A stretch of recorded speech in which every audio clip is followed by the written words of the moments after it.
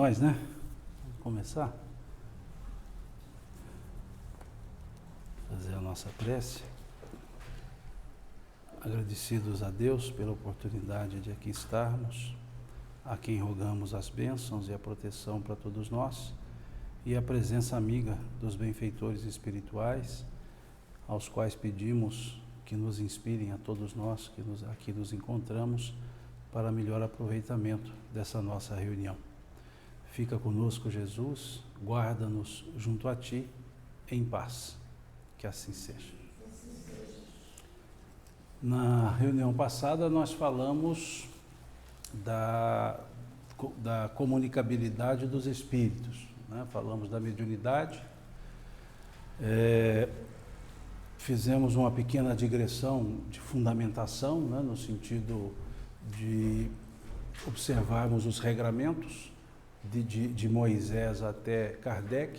Passamos pela ideia de Moisés, de Jesus, de Paulo, né, de Kardec, citando lá o Levítico, o Deuteronômio, o livro Números, citando a carta de Paulo aos Coríntios, o fenômeno da transfiguração e o capítulo 26 do livro O Evangelho segundo o Espiritismo. E com essas fontes, né, ou esses fundamentos, nós conversamos sobre a ideia da mediunidade.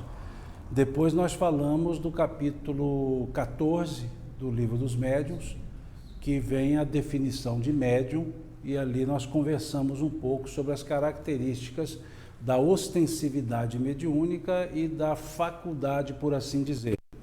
E demos uma passada rápida no capítulo 20 também do Livro dos Médiuns, sobre a questão da influência moral dos médiuns, dentro daquela premissa da faculdade estar radicada no organismo e o exercício independer do moral do médium, e que o moral do médium afetaria a qualidade do exercício. Então, resumidamente, foi isso que nós falamos na última reunião, correto? Com relação a esse assunto, ao que nós conversamos na última reunião, tem alguma observação que vocês queiram fazer? Tem alguma dúvida para a gente tentar esclarecer? Algum acréscimo que vocês queiram fazer? Vocês estão acordados, acordadas? Estão? Encarnados, encarnadas? Estão? Então tá bom. Podemos seguir? Tranquilos? E aí dissemos que na reunião para hoje, ou de hoje, nós conversaríamos sobre a influência dos espíritos nos nossos atos, pensamentos e circunstâncias, sugerindo que lêssemos a partir da questão 456 do Livro dos Espíritos. Não foi isso? Tranquilos? Tranquilas? Bom, então nessa lógica, né, o livro 2º, capítulo 9, ele tem por título A Intervenção dos Espíritos no Mundo Corporal. Nós não vamos analisar toda a estrutura do capítulo. Nós vamos conversar um pouco sobre a questão da ação dos espíritos no nosso pensamento, e desse aspecto a gente faz uma pequena digressão para avaliar a questão dessa influência espiritual naquilo que genericamente chamamos por obsessão, né? Que aí já vamos lá ao capítulo 19 do Livro dos Médiuns. A primeira pergunta que a gente observa nessa questão da influência dos espíritos nos nossos pensamentos é a 456, que pondera: os espíritos veem tudo o que fazemos? E eles respondem: podem ver, pois constantemente vos rodeiam, mas cada um só vê as coisas a que dá atenção, não se ocupando das que lhes são indiferentes. Então, é uma pergunta que, de certa forma, a gente fica pensando. Nós somos seres vigiados em todos os momentos, a todo tempo. Que o apóstolo Paulo, ele falava isso. Ele dizia: vós estáis cercados por nuvens de testemunhas.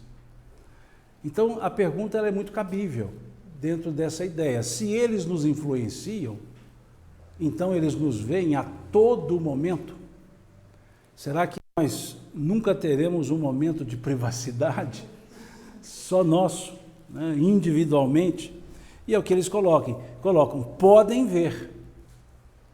A resposta não é contundente no sentido de sim, veem, não, podem. E depois acrescentam, pois constantemente vos rodeiam. O que significa que nós vivemos de fato ladeados, né, como o apóstolo Paulo disse, por nuvens de testemunhas. Então, os espíritos estão sempre nos ladeando. Só que eles vivendo no mundo espiritual, nós vivendo no mundo material. Mas nós já estudamos lá na questão 84 até a questão 86 do Livro dos Espíritos, que esses dois mundos se interagem. Então, quando dizem que nós estamos ladeados, não quer dizer do ponto de vista físico. A dimensão espiritual justapõe-se à dimensão material. E nessa justaposição é que existe, então, esses envolvimentos, esses que eles chamaram de constantemente vos rodeiam. A distância física entre mim e a divina, por exemplo, que dá o quê? Sei lá, 2 metros, pode significar um universo inteiro na dimensão espiritual. Não é um espaço físico, não estão no meu lado ocupando um espaço físico. Eles estão no mesmo ambiente mental, psíquico, mas numa dimensão espiritual. Por isso o verbo aqui, podem ver, o verbo poder, podem ver. Existe sim a possibilidade. Mas eles depois dizem, cada um vê a coisa que ele chama a atenção. Aqui vem um aspecto. Pode ser a coisa que interessa a eles? Sim, a coisa que interessa a eles. Mas aí que vem um aspecto. Não é só uma questão de interessa, não interessa. A nossa relação com os espíritos, ela se dá num campo de sintonias. Campo, vamos dizer assim, para fins didáticos, um campo mental. Então, o meu estado íntimo, o meu estado de pensamento, no sentido mental, é que vai levar a minha vinculação ou a condição de percepção e influenciação por parte de espíritos que percebam o meu estado mental, a minha condição mental. E esses espíritos que percebem a minha condição mental é porque, de certa forma, estão no mesmo conjunto de sintonia, na mesma vibração, por assim dizer. É fácil a gente perceber isso quando olhamos as ondas de rádio. Dissemos isso aqui ontem na reunião, nas ondas de rádio. O que são as ondas de rádio? Ou melhor, como se capta as ondas de rádio? Sintonizando o rádio na mesma sintonia das ondas. Então, nós temos aqui em Patrocínio diversas rádios. Então, e cada uma delas está numa onda, cada uma delas tem uma frequência, né? Uma frequência modulada. E essas frequências, que vão variar, né, serão sintonizadas se o rádio for colocada em termos de faixa a mesma frequência emitida pela rádio. Então, suponhamos, nós temos aqui uma rádio 96.1, nós temos uma rádio 98.9, temos uma outra 93.5, 103.7, as rádios, digamos, mais comuns aqui. Todas elas estão aqui, as ondas estão aqui, todas elas, simultaneamente. Agora, se o meu rádio, eu puxar o meu dial do rádio para 96.1, embora as outras estejam, eu só pego a 96.1. Se eu mudar para 98,9, a 96.1 continua no ar, mas eu não consigo pegá-la. Por quê? Porque o meu rádio se sintonizou na 98.9. E assim, cada vez que eu mudar a sintonia do rádio, ele se sintoniza com aquela faixa, aquela onda que estiver no mesmo conjunto. assim se dá a relação espiritual. Nós temos N espíritos dividindo os mesmos espaços em dimensões diferentes. Com qual espírito nós sintonizamos? Ou qual espírito se sintoniza conosco? Aquele que estiver na mesma faixa, na mesma onda, na mesma vibração. E eu atraio aqueles cuja emanação do meu estado mental encontra, digamos que, ressonância com a vibração do estado mental daquele espírito. Por isso, uns me percebem, outros não. Não é só uma questão de me chamou a atenção, não me chamou a atenção. Eu percebo e me chamou a atenção. Eu percebo, mas não me chamou a atenção. Mas primeiro ponto não é só chamar a condições de sintonização. Então são ondas mentais percebidas e associadas para que possa então haver as influências, haver a percepção tanto do espírito para com o encarnado, quanto do encarnado para com o espírito. Daí segue-se que o estado emocional ou psíquico ou mental que nós vivemos determina a faixa espiritual com a qual nos sintonizamos. Então, se somos pessoas, por assim dizer, enraivecidas por personalidade, em outras palavras mais mineiras, ranzinzas, qual tipo ou qual estado mental eu vivo?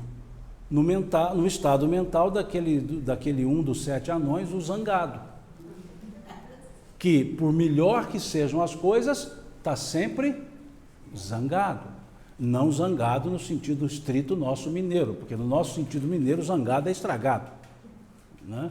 Mas o zangado de encrenqueiro, ranzinza, do contra, contrariado constantemente.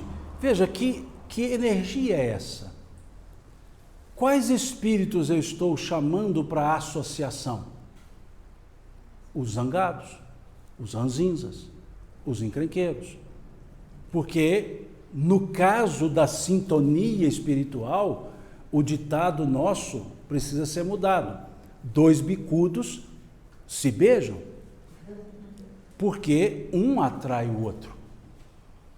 E é esse o processo que faz com que, então, um espírito, muitas vezes, se assenhore do outro, tenha domínio sobre o outro. Está claro isso? Então, vejamos, qual companhia espiritual eu tenho? Aquela com a qual eu busco sintonia. De que forma? Agindo, sentindo do jeito que eu ajo, do jeito que eu sinto. E aqueles outros espíritos que não estão na mesma faixa? Continuam no mesmo, aspas, ambiente, mas não nas mesmas condições de percepção. Tem um ditado que diz que dize-me com quem tu andas e dir-te-ei quem és tu. Nós podemos inverter e dizer, dize-me quem és tu e dir-te-ei com quem tu andas, na questão espiritual. Porque nós atraímos e somos atraídos. Porque a recíproca também é verdadeira. O estado mental de um espírito, se similar ao meu, me atrai, como eu o atraio. E aí criamos uma verdadeira simbiose. Um alimenta o outro, e esse outro alimenta aquele outro. Ou seja, um processo de retroalimentação. Os dois se alimentam dos sentimentos. E o que acontece com essa situação, esse processo? Potencializa-se. Aquela minha condição ranzinza por personalidade fica muito ranzinza por outra personalidade. E aí um vai se alimentando do outro, em termos de sentimentos, sensações. Lá do outro, da mesma forma. Uma pessoa de personalidade calma, serena, tranquila, qual tipo de vibração, de onda, de sintonia se pode criar com espíritos também serenos, calmos. E assim a serenidade aumenta, a calma aumenta, por potencialização, tanto a minha, da minha personalidade, quanto de um outro. Então, quando nós temos alguma mudança desse estado mental, nós também criamos uma mudança no nível de sintonia. E é por isso, então, que os espíritos influenciam um e outro. E é por isso, então, que eles podem ver. Por isso o verbo poder, porque depende das circunstâncias. E dentro das circunstâncias, depende da vontade do Espírito, aquilo que o José Eustáquio colocou, aquilo que chama ou não chama a atenção. Está claro até aqui? Tranquilos? Não estamos seguindo questão a questão, né? Ponderei aqui algumas que eu não chamaria mais importantes, mas que são atinentes ao que nós estamos conversando de uma forma mais direta. A 458 pergunta-se: que pensam de nós os espíritos que estão ao nosso redor e nos observam? Isso é interessante, essa pergunta. É uma pergunta assim, a gente fica assim, meu Deus, o que estão pensando de mim? Em função do que eu ando pensando, em função do que eu ando sentindo, em função do que eu ando fazendo. A resposta que os espíritos dão: depende. O que pensam de mim? Depende. Os espíritos levianos riem dos pequenos aborrecimentos que vos causam e zombam das vossas impaciências. Os espíritos sérios lamentam as vossas imperfeições e procuram ajudar-vos. Quem é sério trata com seriedade, quem é leviano trata com leviandade. Mas vejam, os espíritos sérios se entristecem com as imperfeições e tentam nos ajudar. Por que o verbo tentam e não só ajudar? Por que a conjugação ou o verbo utilizado não foi e vos ajudam? Foi tentam vos ajudar. Hã? E o livre-arbítrio, sim. E a função, e também em função do que nós falamos anteriormente. Nível de sintonia. Porque pode ser que eu não estou sintonizando-me ou em condições de perceber a ajuda que me vem de um espírito um pouco além do meu nível vibratório. Não é uma questão só do espírito querer ajudar, é ter a condição de ser ajudado. E a condição de ser ajudado passa pela vontade de ser ajudado, que é associada às condições para ser ajudado. Porque muitos dizem, não, eu tenho vontade, mas nada fazem para ser ajudados.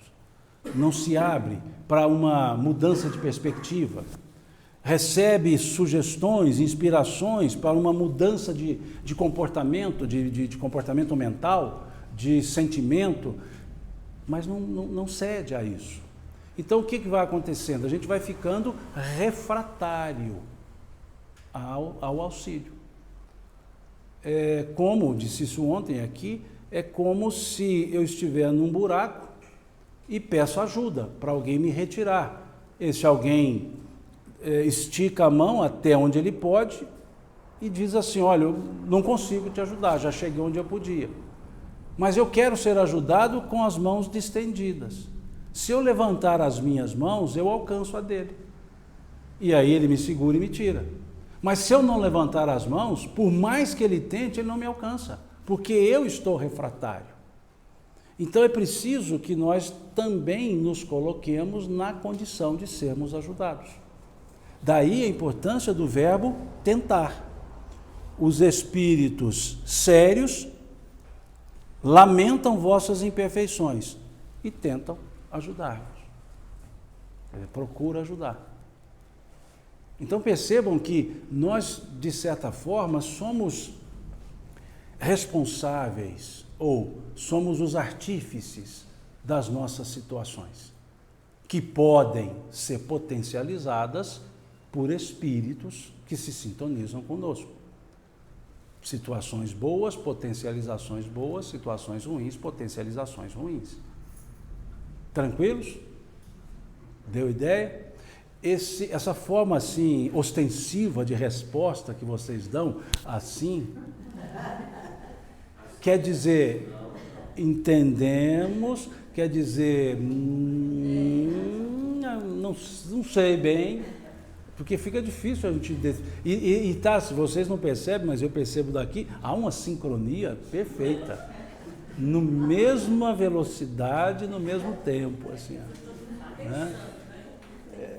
Considero isso um quicar de pensamento, está quicando, ou uma afirmação que está ficando claro? Então posso seguir, né? Tranquilo. Então vamos seguindo. Aí vem uma outra questão. As perguntas até que não são, as respostas que são complicadas. Brincando, mas é verdade. Eu não diria perguntas difíceis, eu diria perguntas reflexivas. Porque toda leitura que nós fazemos precisa ser reflexiva.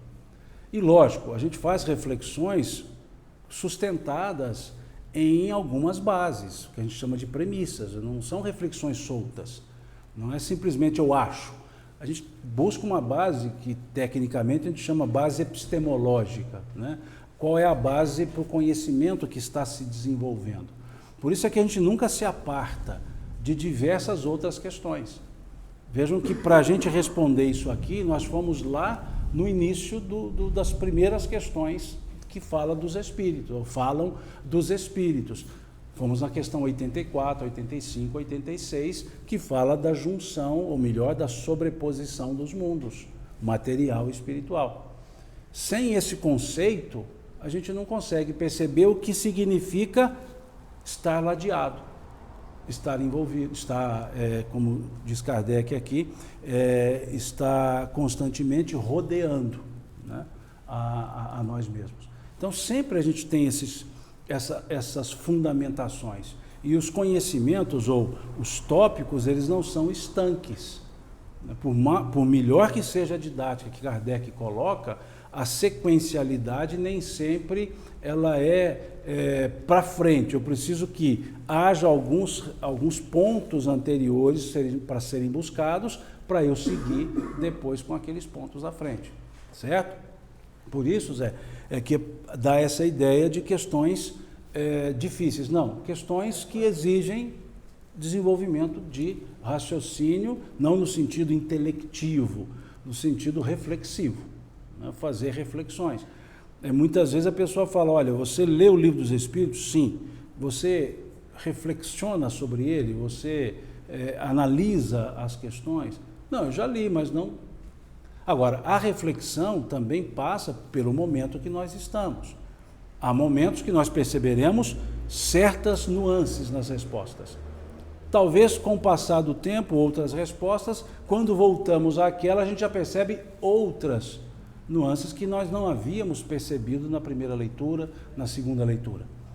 Por quê? Porque a gente já começa a ver as entrelinhas. E por ter lido outras, ter visto sobre o assunto, a gente consegue perceber nas entrelinhas as conexões das outras questões. Então, por isso que cada vez que a gente lê, a gente acaba desdobrando um pouquinho mais.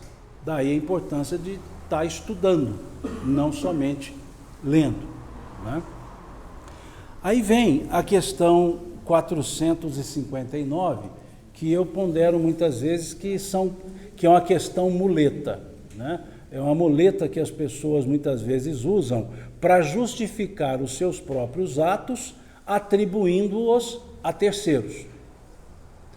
Como dizendo, não, eu não agi pela minha vontade, eu fui influenciado pelos espíritos, porque afinal de contas, eles nos dominam. Quantos dizem assim? E justamente quando assim o dizem, olham muito essa questão 459, que diz assim, os espíritos influenciam ou influem, dependendo das traduções, em nossos pensamentos e nossos atos? E eles respondem, muito mais do que imaginais, pois frequentemente são eles que vos dirigem. Em outras traduções, os fazem agir. É uma resposta... Vamos chegar lá, não naquele caso, que eu nem conheço, mas vamos avaliar circunstâncias, situações. Veja, aqui, se existisse somente essa resposta, nós teríamos uma ideia que nós seríamos marionetes. Um bonequinho com os espíritos mexendo. E todos os meus atos conduzidos por eles, pelos espíritos. Como se eu não tivesse a autodeterminação, o livre-arbítrio. E, na verdade, nós temos o livre-arbítrio. Nós temos a autodeterminação. Mas nós já vimos que existe um processo de sintonia. E prevalece o mais forte, a personalidade mais forte. E se eu, então, numa condição natural, eu convivo com o Zé, se o Zé tem uma personalidade mais forte do que eu, ele tende a me influenciar. Uma fala dele acaba sendo quase que uma ordem para mim. Mas eu tenho a opção de não ser influenciado. Mas eu posso não ter as forças de personalidade para contrapor a ele. Mas ele só me influencia porque eu estou no mesmo grupo dele, convivo com ele. Em outras palavras, nós fazemos parte de um grupo que tem os mesmos tipos de costumes, hábitos, atitudes. E dentro de um grupo com os mesmos costumes, hábitos, atitudes, ele me influencia. Se eu não estiver no grupo dele, se eu estou num outro grupo com outros hábitos, outras atitudes, ele me influenciaria? Não. Porque não teria uma ascendência por não haver uma similitude, uma semelhança de comportamento e convivência. Então, os espíritos, como já vimos, nós nos associamos por similitudes de sentimentos, de vibrações. E nessa associação, dentro desse grupo associado de sensações, sentimentos, vibrações e etc., pode influenciar o outro. Aquele que tiver o domínio da personalidade sobre os outros.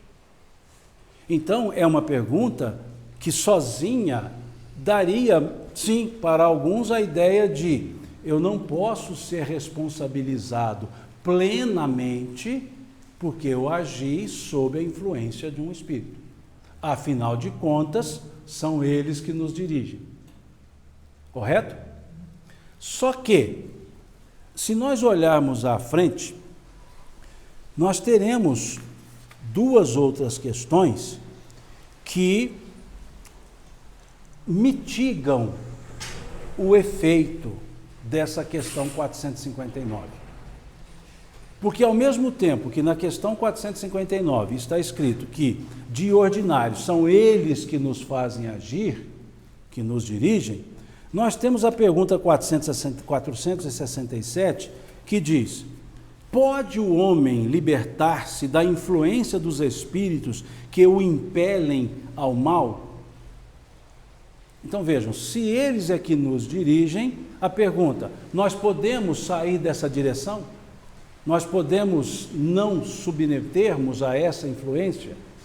E veja a resposta deles: sim, visto que tais espíritos só se apegam aos que os chamam por seus desejos ou os atraem por seus pensamentos.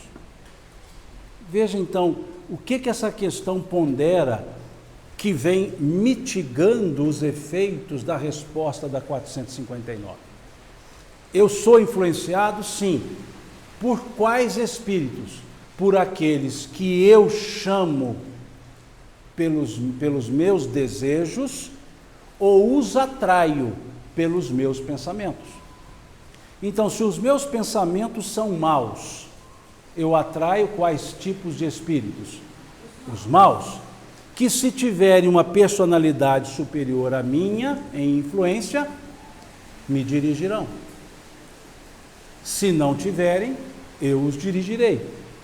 Então vejam que é uma questão de sintonia. Então, se eu não atraio os maus espíritos pelas minhas vontades más, ou se eu não atraio os levianos pelas minhas leviandades, eu nunca serei influenciado pelos levianos, eu nunca serei influenciado pelos maus. Mas se eu abro espaço e acabo atraindo por uma personalidade imperfeita em termos de evolução, eu acabo também me colocando na condição de me sujeitar, ou não, mais vezes sujeitando-me, porque acaba que essa influência fica tão sutil que eu penso que sou eu mesmo agindo. E aí depois, na questão 469, há uma outra pergunta que eu diria um pouco mais profunda do que simplesmente a pergunta de posso afastar essa influência. A pergunta é se eu posso neutralizar. É um outro nível de pergunta. Aí vem a 469 e diz: por que meios podemos neutralizar a influência dos maus espíritos? A pergunta 467 é: posso me libertar? Sim, mas qual o meio que eu posso neutralizar essa influência dos maus espíritos? E eles respondem: praticando o bem e pondo toda a vossa confiança em Deus, repelireis a influência dos espíritos inferiores e destruireis o império que querem ter sobre vós. Então vejam, quais são as atitudes, quais são, melhor dizendo, os meios para que eu possa neutralizar a influência dos maus espíritos? Praticando o bem e pondo toda a nossa confiança em Deus. Seria mais ou menos, numa linguagem do apóstolo Tiago, fé com obras, prática do bem. E aí é importante nós percebermos isso, prática do bem. O que seria a prática do bem? O ato benévolo ou o ato benévolo envolvido com intenções benévolas? Porque uma coisa é a prática de um ato bom, a outra coisa é o motivo pelo qual eu pratiquei o ato bom. Nós poderemos praticar diversos atos bons, cujo motivo é aparência. O que pensarão a meu respeito? Eu vou fazer, porque afinal de contas eu estou em evidência, tem gente olhando, então deixa eu abraçar a criancinha, deixa eu dar o doce à criancinha, deixa eu dar o donativo ao que pede. Outra coisa é eu não estar sendo visto por ninguém e dizer, dá sossego. O bem, ele não é somente um ato. O bem, ele é também, ou ele é principalmente, um sentimento. E isso nós vemos quando olhamos o capítulo 24 do livro O Problema do Ser, do Destino e da Dor, de Leon Denis. Quando ele escreve, nesse capítulo 24, quando os meus atos são bons e os meus pensamentos são maus, existe uma falsa aparência do bem. Veja, quando os meus atos são bons e os meus pensamentos são maus, existe uma falsa aparência do bem, porque ele é só visual, ele não ligou o beneficiado àquele que confere o benefício. Ele foi algo feito, por assim dizer, maquinalmente, ou com intenções egoístas. Então é um aspecto que fazer o bem é um pouco mais do que só fazer o bem para essa resposta, para neutralização da ação dos espíritos maus, porque eles percebem os meus pensamentos. Então, veem a atitude, mas percebe as intenções. Se nós olharmos o capítulo 15 do Evangelho segundo o Espiritismo, na mensagem do apóstolo Paulo, que tem por título o mesmo título do capítulo: Fora da caridade não há salvação. Lá, nessa mensagem do apóstolo Paulo, são 2 parágrafos. Na segunda frase do primeiro parágrafo, ou seja, na última frase do primeiro parágrafo, ele escreve assim: para fazer o bem é necessária a ação da vontade. Veja, para fazer o bem é necessária a ação da vontade. Para não fazer o mal, bastam frequentemente a inércia e a negligência. Ou seja, para não fazer o mal, fica quieto. Mas se tiver que fazer o bem, você vai ter que ter uma atitude precedida da vontade de ter a atitude. Veja, para fazer o bem é necessária a ação da vontade. Para não fazer o mal, bastam frequentemente a inércia e a negligência. Isso mostra que o aspecto fazer o bem dessa questão 459 é algo mais profundo.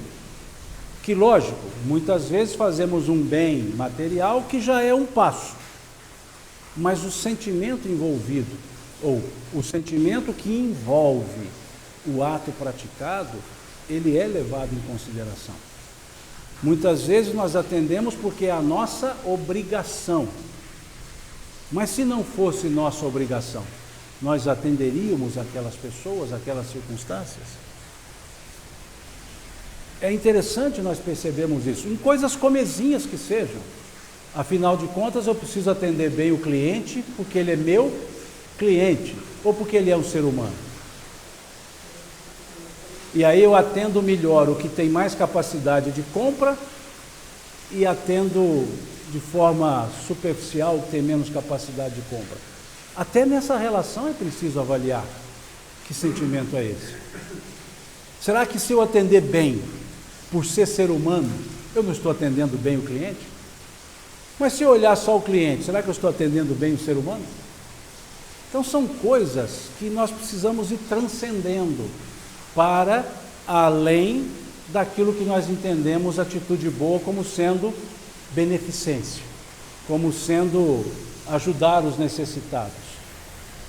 Quaisquer atos, quaisquer ações que eu possa contribuir, é um bem ou não, dependendo de como eu faço, como eu ajo. Então nós vamos perceber que esse praticando o bem, é quase que uma mudança de personalidade. É como se ser bom fosse da minha personalidade. Fosse não, seja da minha personalidade. E não seja somente lances ou relances, que já está bom, lances ou relances. Mas para repelir, usar o termo que está na questão, neutralizar, precisa ser personalidade. E não só lances e relances. Pois não, Léo? Não, a intenção, a intensidade, a sua repetitividade. Muitas pessoas têm intenção de fazer o bem, mas não conseguem fazer com intensidade e repetição. Veja. Basta só ter a intenção, porque muitas pessoas dizem assim, mas eu já fiz a minha doação. Como se, aí acho que vale essa prerrogativa de a gente pensar se Deus olha a quantidade, a intenção. Pensar que Deus olha a intenção. Mas para muitos ainda há essa necessidade, se eu não fizer o bem. Veja, a quantidade por si só. Pediu para repetir porque não escuta, não pega pela câmera. O Léo pondera o seguinte, não pega pelo microfone também. Pondera o seguinte: se o fazer o bem é a intenção ou tem a ver com a intensidade ou com a quantidade? Em regra, num pensamento raso, a intenção, sim, mas há um aspecto quantitativo também. Não é a quantidade absoluta, é a quantidade relativa. Quanto de bem eu posso fazer? Quanto de bem eu estou fazendo? Não é a quantidade absoluta do bem, é a quantidade relativa às condições que eu tenho para fazer o bem. Se as minhas condições são desse tamanho e eu ajo desse tamanho, eu estou com alta quantidade. Se as minhas condições são desse tamanho e eu ajo desse tamanho, eu estou com pequena quantidade ante a possibilidade que eu tenho, os recursos que eu tenho. Então, tem um aspecto quantitativo de forma relativa, que nós veremos na passagem do óbolo da viúva, em que dois vão colocar as suas, em que uma viúva, vai colocar a sua doação no recipiente, no gasofilácio, e ali, observando a cena, chega uma viúva e coloca ali as suas 2 moedas. E vários outros colocavam mais moedas, mais moedas, mais moedas. E aí Jesus pondera: qual desses deu mais? E aí ele traz o aspecto quantitativo da relatividade. Ele diz: essa viúva que deu só 2 moedas, ela deu mais do que os outros, porque ela deu tudo o que ela tinha, enquanto os outros deram o que lhes sobrava. Então veja o que é o aspecto quantitativo. Não é volume, é intensidade. O que é o ato intenso? É quando eu dou o que eu de fato tenho e não economizo. Que se for quantidade absoluta, seria medido de forma diferente. Lá no Evangelho segundo o Espiritismo, nós temos uma outra cena muito interessante, que mostra essa relatividade. Qual cena nós temos? Diz lá que duas pessoas que morreram, e cada uma levou consigo as suas aquisições. Um com um grande saco volumoso, com os seus achados, e outro um pequeno, de menor volume e menor peso. E ambos foram colocados na balança.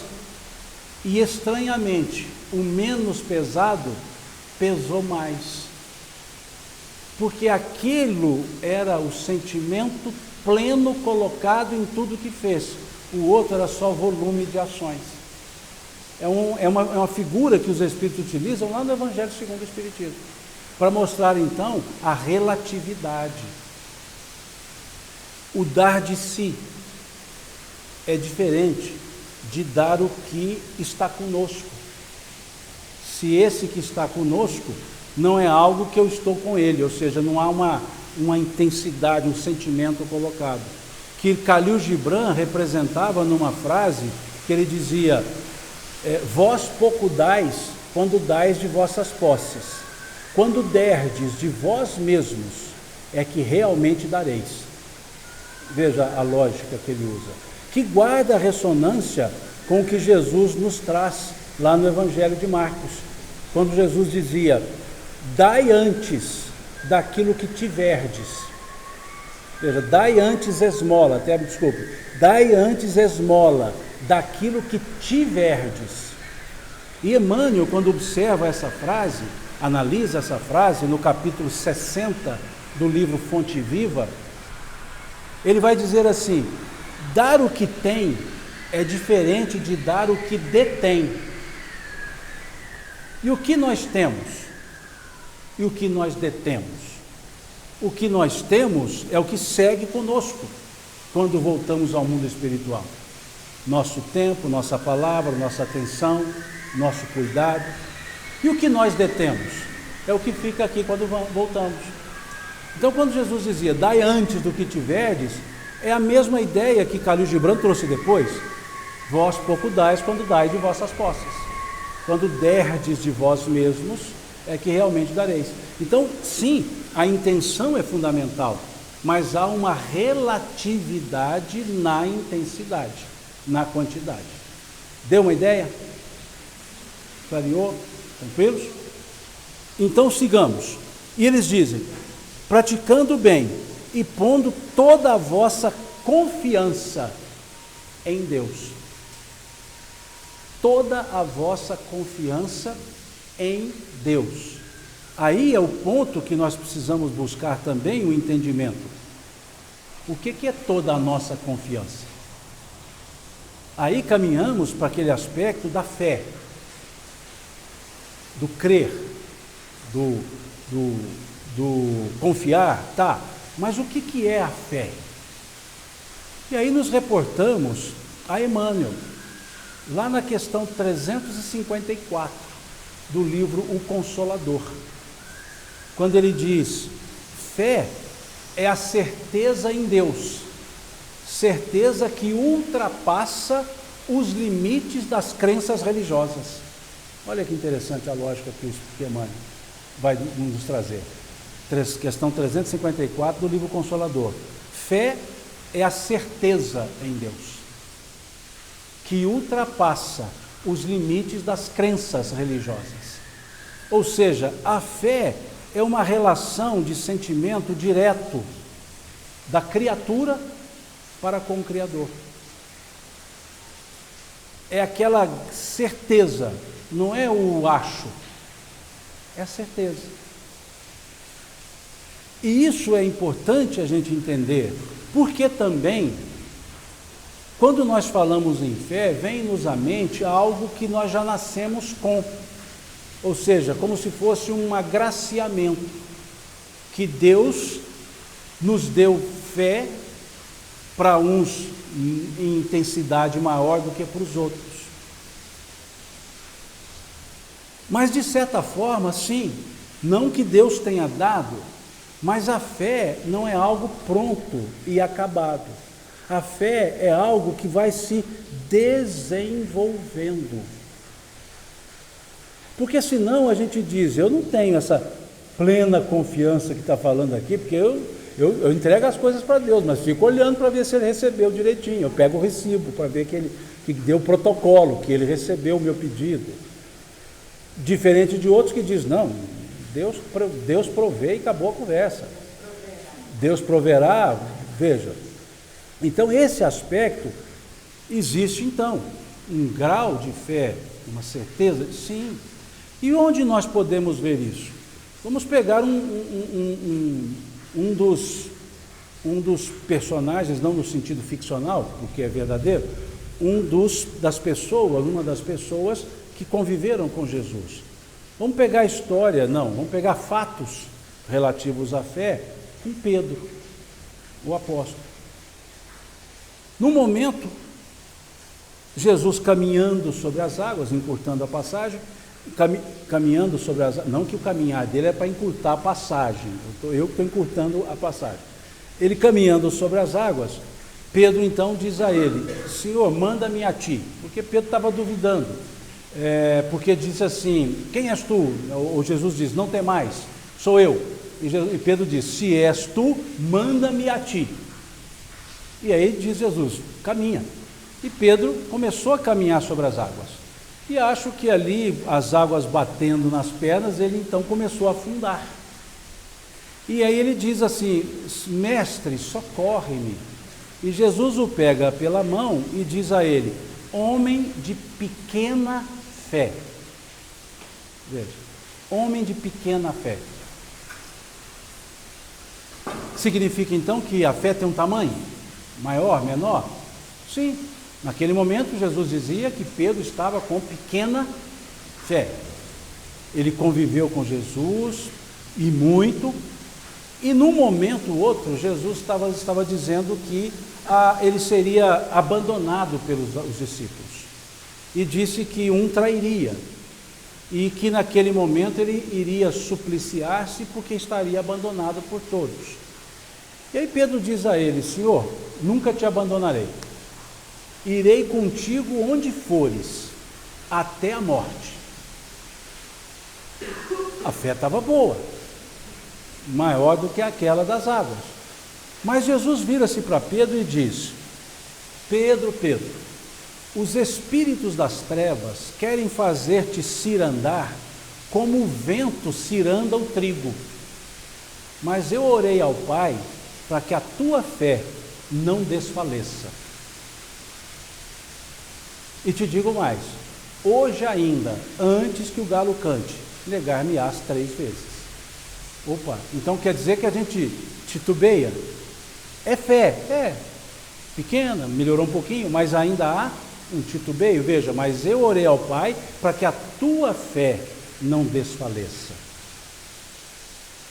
Então pode acontecer de termos momentos cujo, digamos que o pedido de testemunho está um pouco maior do que a fé e a gente desfalece.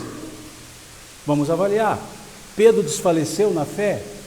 Desfaleceu. Porque naquela madrugada, por 3 vezes, ele nega Jesus. Ele podia dizer, que isso? Estou com ele.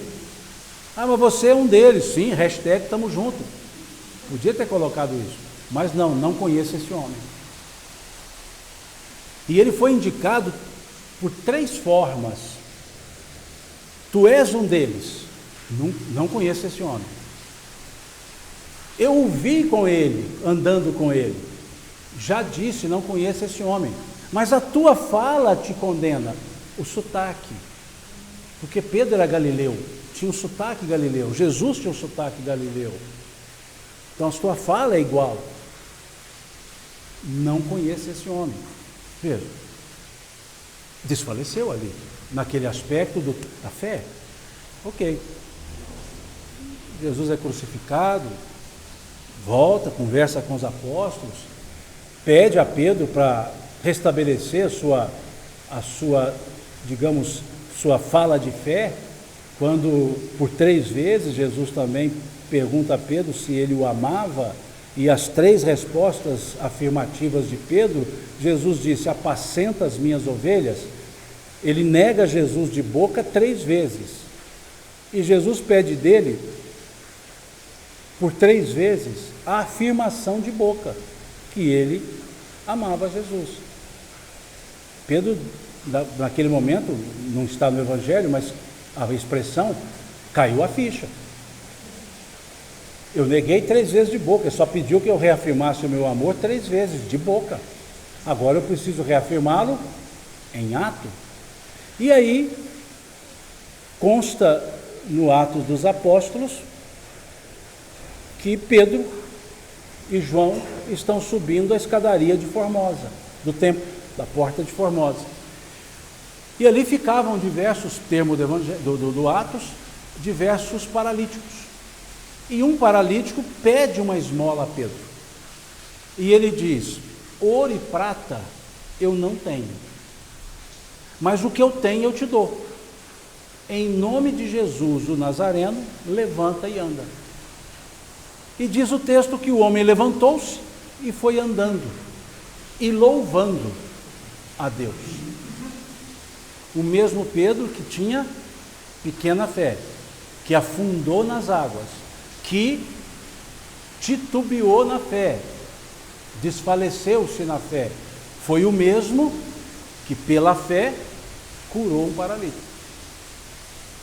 Veja, então quer dizer que há um desenvolvimento na fé. E isso nos fala o Espírito Emmanuel, no capítulo 40 do livro Vinha de Luz. Quando ele diz, a árvore da fé viva não brota miraculosamente nos corações. Olha que interessante. A árvore da fé viva não brota miraculosamente nos corações. E acrescenta ele, e não é serviço de menor esforço. Olha que interessante. O desenvolvimento da fé não é um serviço de menor esforço. Há um esforço nisso. A história de Pedro demonstra que há um esforço dele para chegar na fé, para chegar naquela definição de Emmanuel, certeza em Deus, que ultrapassa os limites das crenças religiosas. Então vejam o aspecto que vem para a resposta: fazer o bem e colocando a voz toda, ainda uso uma forma superlativa até, toda a vossa confiança em Deus. Aí eles completam a frase: repelireis a influência dos espíritos inferiores e destruireis o império que querem ou queiram ter sobre vós. É possível, não é? Mas depende de atitude. E uma atitude que precisa ser muito bem fundamentada no sentimento. E um sentimento que tem que estar ancorado na fé, na certeza. Então vejam que não é simples um processo de, permitam uma expressão, desinfluenciação. Se quisermos uma linguagem mais contundente, desobsessão. Porque o império sobre o outro acaba sendo muito forte quando a vontade está afetada e não se exprime. Dê uma ideia?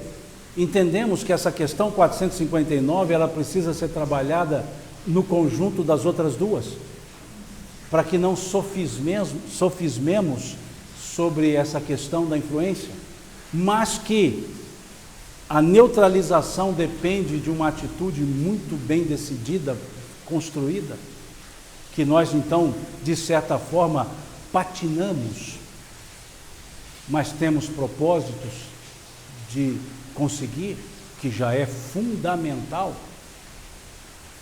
e que nós acabamos por criar uma simbiose e atrair os espíritos em conformidade com os nossos próprios sentimentos. Oi, Léo. Nas questões da obsessão, a vontade, ela se perde. Um processo mais aprofundado. Mas aí veja, a vontade se perde no aprofundamento do processo. E esse aprofundamento surge de onde? Da vontade inicial não exercida. Mas olhando de trás para frente, quando ele já realmente perdeu as condições, aí é só a influência de terceiros para poder desvincular. Perfeito. Mas veja, a influência de terceiro para desvincular, desde que o terceiro esteja na prática do bem e com toda a confiança, que Kardec chama lá no capítulo 19 do Livro dos Médiuns de força moral. Só uma força superior suplanta a força interior. Só uma vontade superior, uma vontade inferior. Ou seja, aquele que quer agir em outra, e no aspecto que você coloca desobsessivo, precisa estar acima daquele que está influenciando, em termos de vontade, de determinação. Não quer dizer que tem que ser um ser perfeito, mas um ser que, naquele ponto, demonstre algo mais do que aquele que está assenhorando, ou seja, que está obsediando. Que seja o ponto mais de reconhecer os seus próprios erros, que aquele que obsedia acha que não tem erros, que está no direito.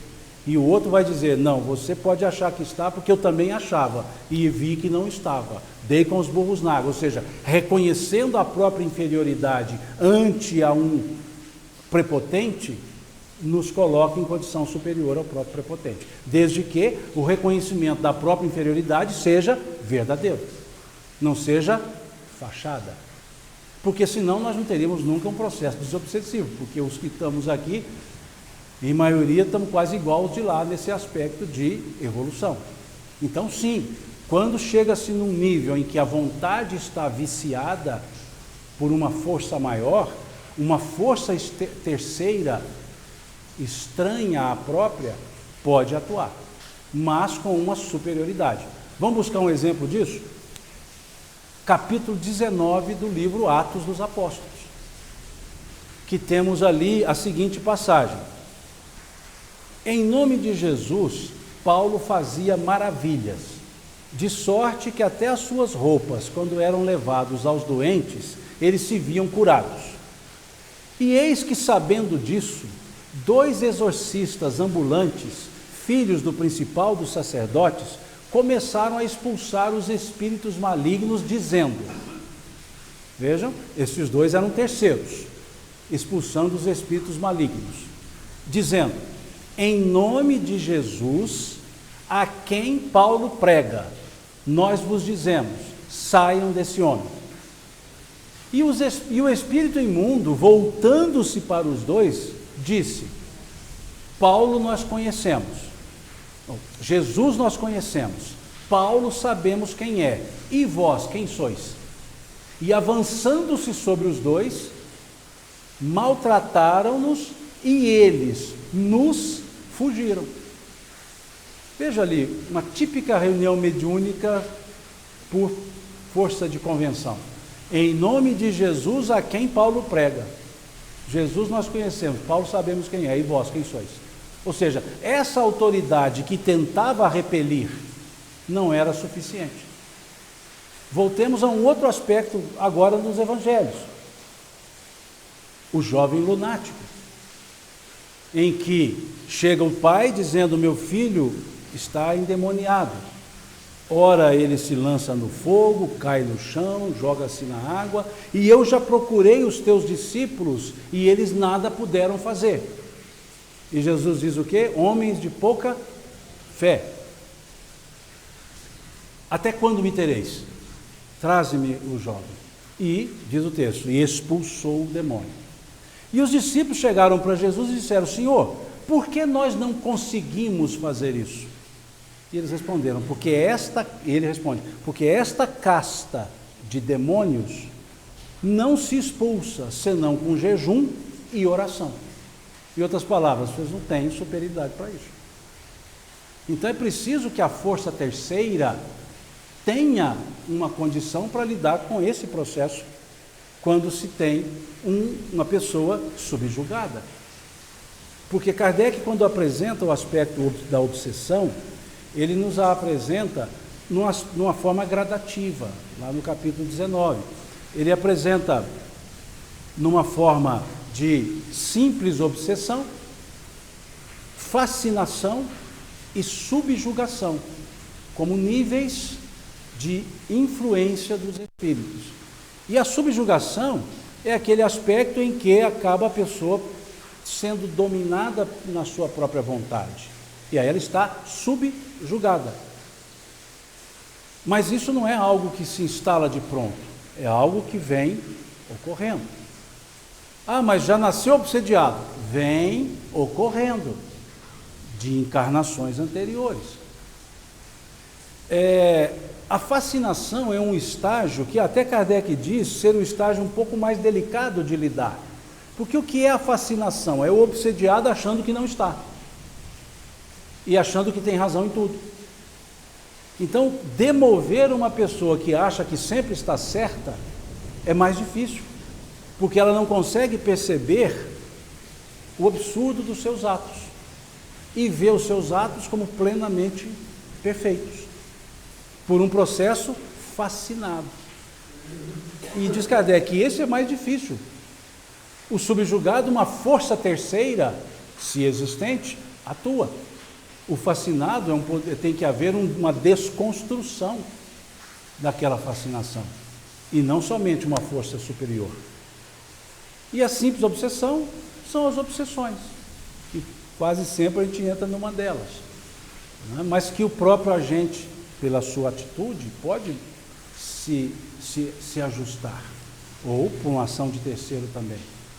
Mas vejam, são gradações que começam e chegam a estágios, o que faz com que a pessoa possa tentar antes. Mas se chegou no nível subjugado, a ação de terceiro, nas circunstâncias de fazer o bem, pôr a confiança em Deus e tudo mais, atua. Age, né, ou atua, ou resolve, ou dá o passo, mas com um detalhe: não resolve a causa, resolve aquele processo, mas a causa, qual é a causa? Sintonias. Se o obsediado continua da mesma forma, em comportamento, sentimento e sintonias, o processo obsessivo se instala. Porque continuam atraindo. Então não é um processo que eu entrego a alguém. É como se eu tenho preciso me recuperar de uma doença com medicamentos e certas condutas. Eu tomo os medicamentos, mas não pratico as condutas. O que vai acontecer? Continuo com o problema. Mas o medicamento auxilia? Sim. Pode, inclusive, me auxiliar no momento que eu não consigo ter a conduta. Por exemplo, sei lá, isso acontece comigo.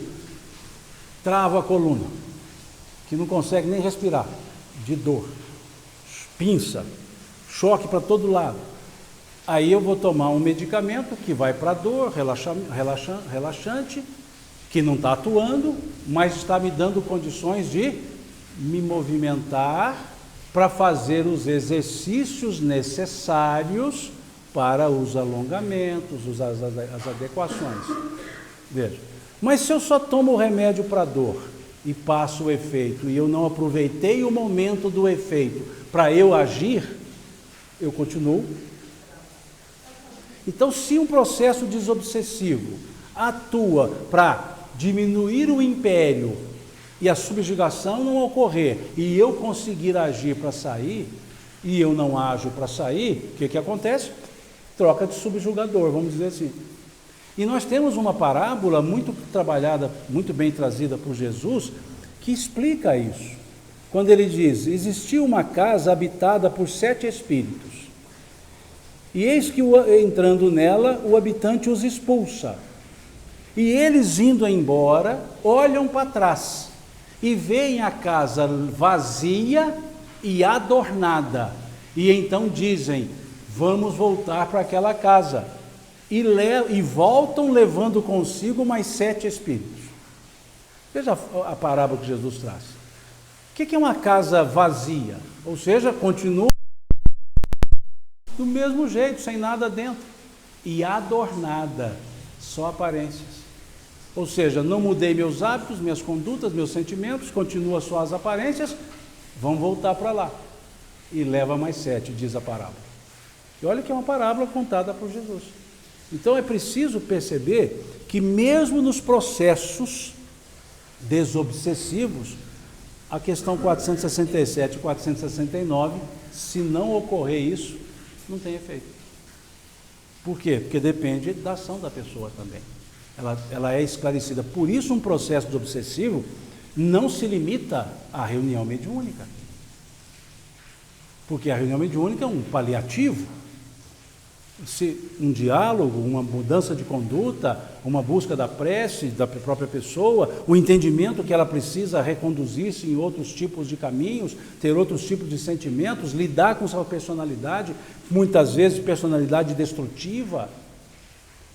É um trabalho de autodesobsessão, para que os processos externos também atuem. Porque muitos pensam: põe meu nome para a reunião mediúnica, toma um passe e uma água fluidificada e está resolvido. A fase aguda, mas a fase crônica não. A fase crônica é a minha mudança de forma de ser. É a minha busca em mudar a maneira de ser. E aí sim, nós temos um processo aí desobsessivo. Então, a obsessão, ela advém dessas questões, da influência que os espíritos podem exercer, já que todos somos espíritos. E essas obsessões de desencarnado para encarnado, de encarnado para desencarnado, de desencarnado para desencarnado, de encarnado para encarnado. Porque o que é uma obsessão? Um império de um espírito sobre a vontade do outro. Ou seja, o império da vontade de um sobre a vontade do outro. E espírito todos nós somos, encarnados ou desencarnados. Então nós temos encarnados que obsediam, sim, num sentido ostensivo físico e num sentido mental. Porque também nós podemos influenciar mentalmente, quando destrutivamente ficamos dirigindo pensamentos às pessoas. De desencarnado para desencarnado, também. De encarnado para desencarnado, também. Nós podemos influenciá-los? Podemos. Podemos afetá-los? Podemos. Um exemplo que Richard Simonetti nos traz, no livro Quem Tem Medo da Morte, um livro muito bem humorado, né? Que era um dos seus estilos, né? Uma verve bem humorada, e ele sempre colocava uma charge ou um desenhozinho para explicar o capítulo. E no desenho no capítulo que ele chamou Estranha Obsessão, ele coloca uma chargezinha, ou um desenho, melhor dizendo, um cartãozinho, né? Não é charge, é um cartão. Um espírito desencarnado indo para o mundo espiritual e o encarnado segurando pelo pé, do tipo, você não vai. O que ele chamava essa estranha obsessão? O que ele chamava por estranha obsessão? O encarnado com o desencarnado. Do tipo, você me abandonou, eu não aceito a sua morte, foi injustiça da sua parte, você me fez sofrer. O que estou fazendo? Segurando pelo pé. Porque eu estou criando uma aura de responsabilização, de culpabilidade a um espírito que nada tem a ver com isso. Porque o que eu estou chorando é a dor da ida dele para lá? Não. Também. Mas o que eu estou chorando é por eu estar sofrendo porque ele fez isso. Porque eu deveria ir primeiro. Em outras palavras, eu ia primeiro porque ele fica de cá sofrendo. E eu não quero sofrer se ele for primeiro. Então não vai primeiro do que eu. Porque se você for primeiro eu vou sofrer. Se eu for primeiro você é que vai sofrer. Veja a lógica. Então esses aspectos são influenciadores. Então não posso chorar por quem desencarna? Lógico que pode chorar. Se eu me desencarnar e ninguém chorar, quem vai chorar sou eu. Mas peraí, eu não desenvolvi uma amorosidade com as pessoas suficiente para sentirem a minha falta? Então é natural, a tristeza é natural, faz parte, o luto é necessário. Agora existe um campo do desespero de cobranças. Do tipo, Deus, por que o Senhor fez isso comigo? Deus, agora eu estou brigado com o Senhor, eu não acredito mais em Deus. Veja, são outros sentimentos revoltosos, que se explica também pela tristeza. Mas essa parte aqui gera em vibrações diferentes daquela que é a tristeza. Porque aquele choro de tristeza vai chegar em mim, que desencarnei-me, como uma prece. Uma prece é aquela tristeza de alguém que me amava aqui e que sente a minha falta, mas não cobra a minha presença. Está me dizendo, olha, você faz muita falta para mim, mas eu estou aqui, me ajuda a seguir. Ou seja, Deus me ajuda a seguir, eu estou aqui seguindo a minha... Mas esse me faz falta. É o choro da saudade, diferente do choro da cobrança, da exigência. Então, quando dizem, não, você não pode chorar por quem morreu, eu vou ficar muito triste se ninguém chorar pela minha morte. Eu vou falar assim, oh Deus, aí quem vai ficar bravo sou eu, vou Deus, pelo amor de Deus, me ajuda aí, ninguém chorou por mim, né? Então, veja, é diferente. Então, a gente tem que tomar alguns cuidados nos critérios que a gente muitas vezes quer estabelecer para os outros. E diz assim, não, espírita não chora porque morreu, desencarnou alguém. Chora. Porque senão eu estou dizendo, espírita é insensível. Agora ele chora. Mas a compreensão traz a resignação. Então chora resignadamente. Tem tristeza resignadamente. Desencarna um ente querido, eu vou soltar foguete? Eu vou correr para a festa? Para dizer, não, desencarnou, foi para uma melhor, deixa eu... Não. Há um ato assim. Eu não tenho a convivência mais. Pelo menos sensorial. Mas vocês vão se encontrar em sonho. Tá, mas não é sensorial. E muitas vezes eu acordo e falo, foi um sonho ou foi verdade? Veja. Não, foi verdade, tá, mas está no campo do sonho. Não, mas ele te vê, mas eu não vejo. Não, mas você sente a energia dele, mas eu não abraço. Então tem sim uma secção. Há um seccionamento de uma convivência. E isso é que a gente chama de perda. Que alguns vêm corrigindo, dizendo, ninguém perde ninguém, porque ninguém é dono, só perde o que é dono. A gente perde oportunidade, ninguém é dono de oportunidade. Perder é não poder mais ter aquela característica. E eu perderei. Com aquele ser encarnado, não terei mais aquelas características. Então há uma sensação de perda, não de pessoa, perda das circunstâncias, que nos leva a ter uma outra referência. E vejamos, passamos o Natal sempre junto, o Ano Novo junto, o que mais tem? Carnaval junto, só vou botar os feriados, Semana Santa junto, Corpus Christi junto, não estou falando nada religioso, 7 de setembro junto, no caso aqui em Patrocínio 8 de setembro também, porque é feriado. Veja, é natural que no ciclo do primeiro ano, que eu passei N anos convivendo com aquela pessoa e estando com ela no Natal, em todas essas datas, é natural que nessas datas que pela primeira vez estou sozinho ali fisicamente, eu sinta tristeza. Eu sinta uma saudade doída, não desamparo. Passa o segundo ano, passa o terceiro, aí eu já começo a ter referência de ter passado sozinho, o meu subconsciente vai ajustando. Veja. Por isso que o pessoal fala, o tempo é o senhor da razão, o tempo é o melhor remédio. Não é o tempo, é aquilo que o filósofo Mircea Eliade chamava de mito do eterno retorno, porque a gente vive em ciclos de retorno. O nosso ano, ele nunca é diferente, em termos de situações. Todo ano eu tenho ano novo, todo ano eu tenho não sei o quê, todo ano eu tenho aniversário, todo ano eu tenho. Então ele fala que nós vivemos de um ciclo de eterno retorno, sempre trazemos as coisas de volta. E aí eu trago sem que não são as mesmas coisas. Eu trago de volta uma data não com as mesmas pessoas. E isso então gera o que ele chamava então de quebra do ciclo do eterno retorno, que cria um segundo ciclo do eterno retorno, aquela nova circunstância vivida de novo, repetidamente. Então vejam que a gente tem que tomar alguns cuidados com algumas características, de dizer sim, não, não pode, deve. E o campo é muito vasto dessa realidade espiritual. Está claro isso? É só um parênteses que a gente abriu nesse conceito. Bom, demos o nosso horário, 8h30. Tranquilos, tranquilas?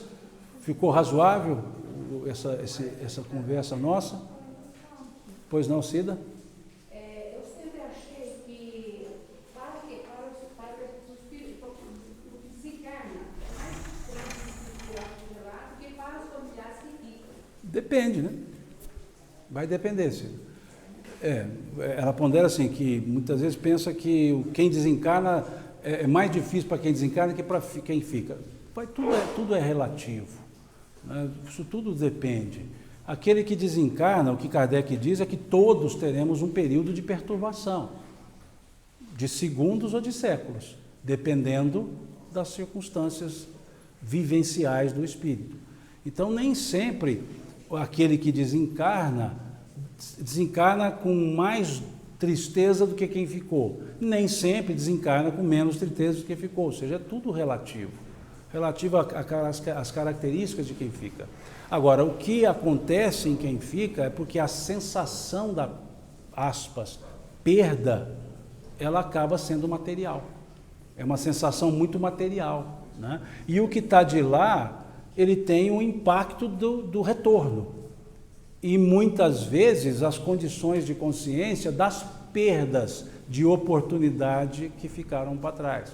Mas, ao mesmo tempo, ele enxerga o porvir, ele enxerga as oportunidades que estão para frente. E é uma questão só de aclarar a consciência. Então, essa questão, nesse aspecto, ela é de qual estado consciencial daquele que desencarnou. Aí vai determinar esses aspectos assim de maior ou menor tristeza, né, no sentido que Kardec chamava de perturbação espiritual. Deu uma ideia? Legal? Então, vamos encerrando. Na próxima semana, nós vamos trabalhar o livro 3º do Livro dos Espíritos, as leis morais. Então, eu presumo que nessa condição de leis morais, a gente fique 2 semanas, porque é um conjunto didático, né, um pouco maior, mas a gente fique 2 semanas, provavelmente. A gente faz uma reflexão da introdução das leis morais, depois as próprias leis morais, óbvio, de uma maneira mais voltada para 1h30, né? E depois disso, a gente vai para o livro 4º, das Esperanças e Consolações, que eu estimo também, nós fiquemos no máximo 2 reuniões, e aí encerramos esse ciclo de conversa, né? Que então vamos chamar que mais quatro semanas a gente encerra o ciclo, e aí a gente fecha 2 meses, ou seja, 12 semanas, 18 semanas, desculpe, 18 semanas de estudos dos princípios fundamentais da doutrina espírita. Fica razoável assim? Nós vamos estudar a partir da questão 614, é o livro 3º.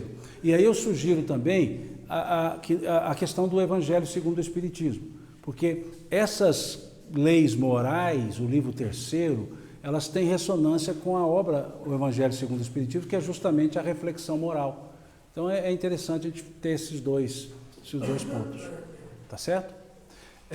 No primeiro momento, eu creio que nós vamos ficar aí da questão 614 até a questão 655, por aí, que é um estudo introdutório das leis.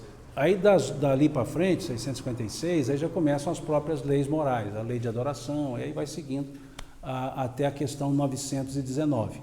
E aí também a ideia é que das 656 por aí até a 919 se faça numa reunião só também, quer dizer, não vão ser lidas todas elas. Que a ideia aqui é apenas a gente ter uma não vou chamar introdução, mas uma reflexão sobre esses princípios. E não abordamos tudo, né? Evolução, nada. Porque a gente entende que depois a gente pode trabalhar os módulos só sobre um assunto, aí ficamos 4 semanas só num assunto, fica legal. Tá certo? Beleza? Então tá bom. Vamos encerrar, agradecidos a Deus pela oportunidade, pelos momentos que aqui passamos, e pedindo a Ele que nos abençoe, nos proteja, e que permita que os benfeitores espirituais estejam sempre conosco, nos intuindo, nos inspirando nas nossas ações do dia a dia. Proteção essa que pedimos seja também estendida para a nossa família, quer sejam familiares que estejam perto, longe, que todos eles sejam abraçados pelos benfeitores e cuidados também por eles. Assim, Senhor, encerramos nossa reunião, pedindo-te, ó Jesus, guarda-nos junto a Ti, em paz. Que assim seja.